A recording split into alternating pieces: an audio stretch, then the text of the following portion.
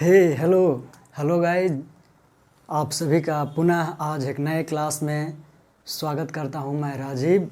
We have already started chemistry of class 10 chemical equation and reaction. हम लोग शुरू कर चुके थे। We have already covered what is chemical equation and what are the various physical states to be shown, यानी किसी में show करना क्या है। द टुडे टॉपिक इज, आज का जो आपका टॉपिक है वो है how to balance a chemical equation. Okay, तो वर्चुअल विद्या में आप सभी का स्वागत है। तैयार हैं सभी? तो केमिकल इक्वेशन क्या होता है, we have already discussed it.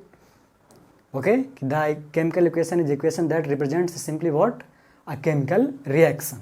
ठीक है, बस इतना सा है। सो हाउ टू बैलेंस, तो in balancing chemical equation there is no rocket science. What you want, what you think easy you can do. The rules that has been made for what? To make it easy for us. Not that rules are mandatory to follow. But if we follow those rules, what? We will be easily able to balance that chemical equation. That's what. यही सिर्फ simple है कि हम लोग rules follow करके simply क्या कर सकते हैं, ईजिली सोल्व कर सकते हैं, बैलेंस कर सकते हैं। तो सबसे पहले क्या ध्यान रखना है कि check the first condition is check the number of atoms before reactants and after reaction. ठीक है, क्या करना है फर्स्ट स्टेप में? Check the number of atoms before the reaction and after the reaction।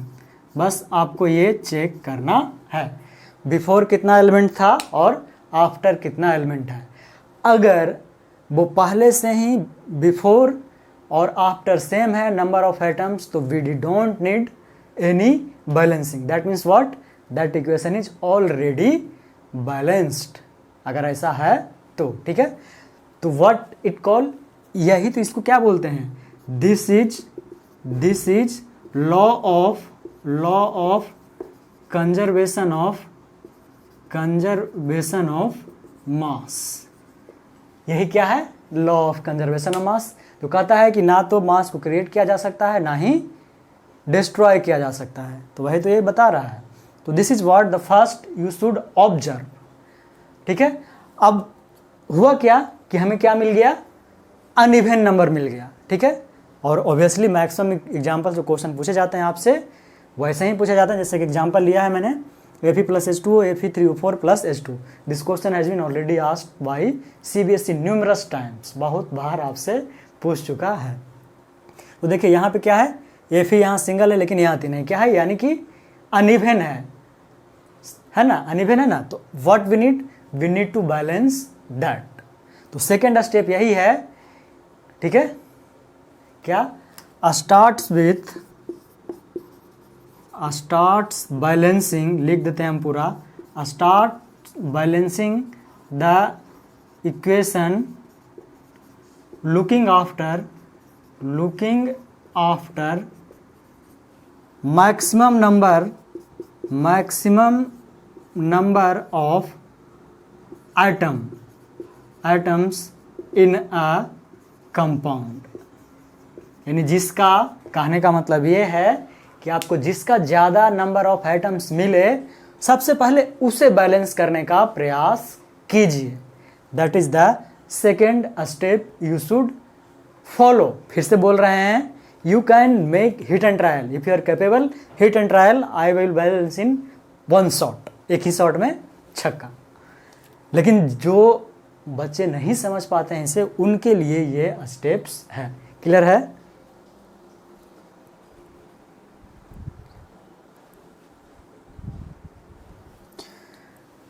तो ठीक है, ये रहा आपके सामने पूछा गया क्वेश्चन। तो ये तो नंबर काउंट किए, बैलेंस नहीं है, अनइवन नंबर है एटम्स का। तो अब हमें चेक करना है कि सबसे बड़ा कंपाउंड इसमें कौन सा है। तो ऑब्वियसली देखिए ये है 4 और 3 7 एटम्स है। ठीक है, तो सबसे पहले अब क्या करना है, हमें इसे बैलेंस करने का प्रयास करना है। तो सिंपली यहाँ आयरन का कितना है एटम 3, तो यहाँ क्या कर देना है आपको 3। अब यहाँ 3 लग गया, ठीक है, 3 फेरस। अब चेक करते हैं फिर से, यानी 3 आयरन, यहाँ भी 3 iron, okay. Now check what oxygen, oxygen यहाँ कितना है 4, और यहाँ ऑक्सीजन कितना है मात्र कितना है 1। So next step is to balance what oxygen, is it? So balance it. यहाँ 4 है, यानी हमें यहाँ क्या करना होगा 4H2, तब क्या हुआ F भी बैलेंस, ऑक्सीजन भी बैलेंस। अब देखना है हाइड्रोजन, बचा तो बस इतना ही, तो हाइड्रोजन चेक कीजिए, हाइड्रोजन कितना है, यहाँ 4 दूनी 8 और यहाँ मात्र बचा 2। So we will simply put here 4। तो इस तरीके से हम किसी भी इक्वेशन को ईजिली बैलेंस कर सकते हैं। तो आपको एग्जाम में इस तरीके से बैलेंस करना होता है। एग्जाम में आपको कैसे बनाना है वो सीखिए, स्टेप बाय स्टेप। वे तो हम सिखा दिए।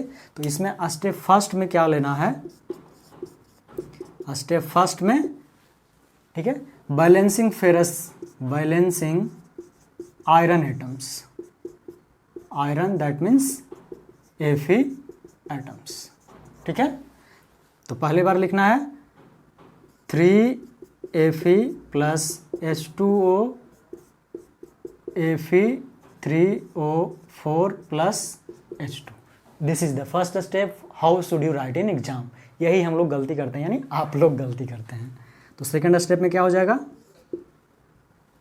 आयरन हो गया।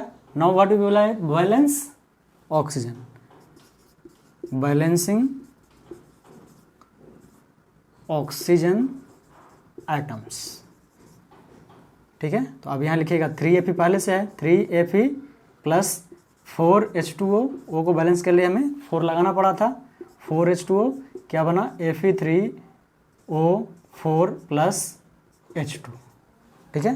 ये हो गया 2 स्टेप। अब बचा सिर्फ H2 बैलेंस करने के लिए, तो लास्ट स्टेप क्या आ जाएगा 3, balancing what hydrogen atom, hydrogen atom. So now the everything will be clear. 3Fe plus 4H2O Fe3O4 plus 4H2। This is how you should follow in the exam, then only you are gonna get full marks, okay? Clear हुआ एकदम पूरी तरह से, समझ आया ना? यही आप लोग गलती करते हैं, सब लोग सीधा सीधा बताते हैं कि हाँ इस तरह से बैलेंस करना है, सिर्फ रूल बताने से थोड़े होता है। सर एग्जाम में कैसे लिखें, हमको तो लगता है, आप लोगों को लगता है कि हम तो एकदम पूरा बना के आए, फिर मेरा नंबर क्यों कम मिला। This is the reason, you missed the steps, आपने स्टेप छोड़ दिया, जो कि वो नहीं चाहता CBSE कि आप स्टेप छोड़ें, ठीक है। So this is how we balance chemical equations.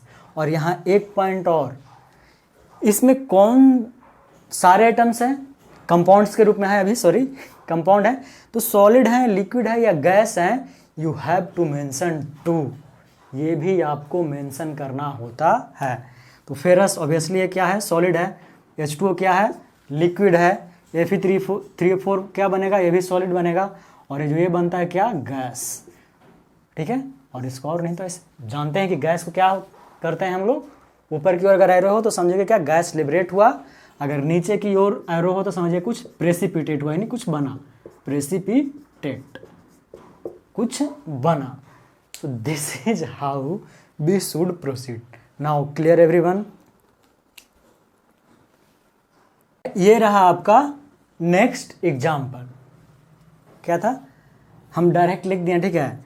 अब आपको समझाने के लिए फिर से इसको क्या करते हैं, हम मिटा देते हैं, बस ये कोई खास था नहीं इसमें। देखिए इसको हम लोग बोलते हैं पोटेशियम क्रोमेट, बैरियम नाइट्रेट बनाता है पोटेशियम नाइट्रेट और बैरियम क्रोमेट। अब सबसे ज़्यादा एलिमेंट चेक करना है हमें। देखिए 4 2 6 4 1 5 2 7, इसमें भी 7, 3 2 जा 6 7, यहाँ भी 7, तो किसी से भी शुरू कर सकते हैं। लेकिन हमें यहाँ दिख रहा है कि पोटेशियम कितना है 2, तो सबसे पहले क्यों ना पोटेशियम ही चेक किया जाए। यहाँ क्या करेंगे 2, ठीक है। अब इसके बाद देखिए क्या कुछ अब और ज़रूरत है, पोटेशियम 2 नाइट्रेट 2, ये nitrate 2 clear, barium 1 barium 1, chromium 1 chromium 1, oxygen 4, oxygen 4. Everything gets balanced. So this is how we balance the chemical equation. आप लोग परेशान होते हैं सर कैसे करें? अरे बहुत आसान है केमिकल इक्वेशन को बैलेंस करना। सर कहेंगे ये तो बहुत बड़ा बड़ा ले लीजिए, छोटा देखो छोटा इतना सा है। H2 + O2 हम लोग H2O बनाते हैं, ठीक है, क्या बनता है? H2 + O2 क्या बनाता है? H2O। अब देखिए यहाँ पे हाइड्रोजन दो सही है, लेकिन ऑक्सीजन 2 ऑक्सीजन 1 यानी कि ऑक्सीजन बैलेंस करना पड़ेगा। ऑक्सीजन बैलेंस करने के कारण हाइड्रोजन डिस्टर्ब हुआ यानी हाइड्रोजन में हमको बैलेंस करना पड़ेगा।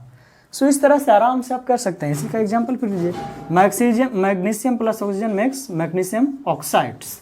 सेम केस, ये आपको बैलेंस करना है, ठीक है। So it is very easy, ये बहुत आसान है। It depends on you how you wanna take it, कैसे आप करना चाहते हैं। आप हिट एंड ट्रायल से एकदम एक्सपर्ट हैं तो करिए ना, कोई मना करने वाला नहीं है। लेकिन what should you follow in the exam, that is what you should follow a step wise process. कैसे करना है आपको स्टेप्स लिखना है, जो पिछले एग्जाम्पल्स में आपको हमने क्या क्या बताया। तो यहाँ तक किसी को कोई दिक्कत? Did you like lecture? If you like then press the thumbs up and share it with your friends. Subscribe the channel Virtual Vidya. What? Virtual Vidya. So with this I am ending this lecture. Hope you are all well. Take care. Bye bye. Jai Hind, Jai Bharat.